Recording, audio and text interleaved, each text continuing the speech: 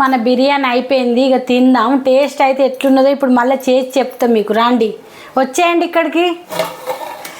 ఆహా, healthy tasty biryani.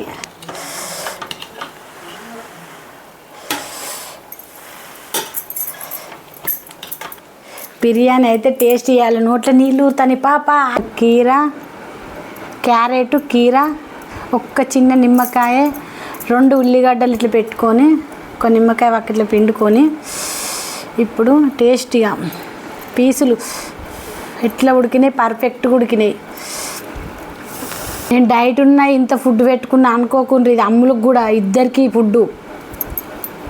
నేను డైట్లోనే ఉన్నా. మా కోచి ఇంత అన్నం తిననీయడు నన్ను.